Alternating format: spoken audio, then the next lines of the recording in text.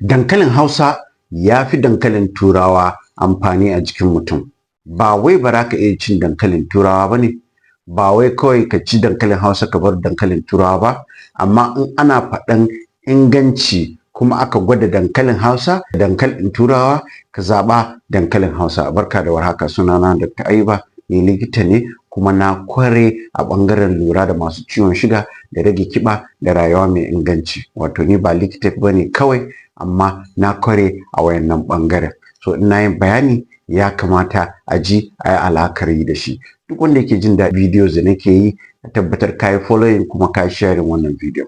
Bari mu ci gaba. In baka sani ba, yau ka sani dankalin Hausa ya fi dankalin Turawa kyau ma mai ciwon suga da wanda kuma yake neman rage kiba. Me ne yake cikin dankalin Hausa da yasa shi ya fi dankalin Turawa amfani?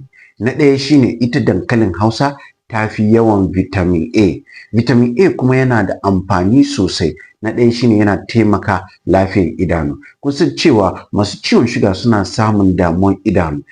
Ita ciwon suga, musamman wanda sugan su baya da kyau, yana cikin abin da yake kawo makanta. In sugan ka yana da kyau kuma kana samun vitamin A, zai taimaka. Vitamin A kuma yana da amfani sosai na karfafa garkuwar mutum. Kusan cewa masu ciwon suga garkuwansu baya da karfi kamar sauran mutane, don haka suna yawan samun cututtuka. So vitamin A zai taimaka a haka. Kuma dankalin Hausa ta fi dankalin Turawa yawan vitamin A. Na gaba kuma shine ita dankalin Hausa ba ta da sigan dankalin Turawa.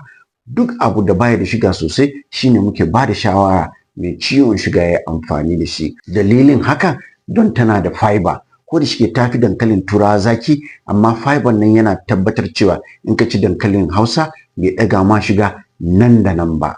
Banda haka kuma wannan fiber yana da amfani sosai. Na ɗaya shine yana hana yawan wahalan bayan gida, wato constipation kenan. So zancen samun basir ma ba zai taso ba. Banda haka kuma duk abin da yake da fiber zai saka ka koshi da wuri. Muddin ka koshi da wuri, ka ga ba ka yawanta cin abinci ba. Don haka ita dankalin Hausa, don tana da yawan fiber fiye da dankalin Turawa, tana koshar da mutum da wuri. Kagan zai taimaka ma wanda yake so ya rage kiba, wanda yake so ya rage babban tumbi. Amma duk da haka dai dankalin Hausan ma in zaka ci, ba wai zaka cika kwano bane. Dole a kimanta yawan da za a ci dan daidai, a sa ganye da yawa. Kuma ya fi so a gasa shi ne ko a dafa, amma ba a soya ba. Duk abin da zaka soya kana kara calorie, kana kara cholesterol. Da fatan kun gane. Kuma ya kama ku yi zaɓe tsakanin dankalin Hausa da dankalin Turawa, kun san wanda za ku zaɓa.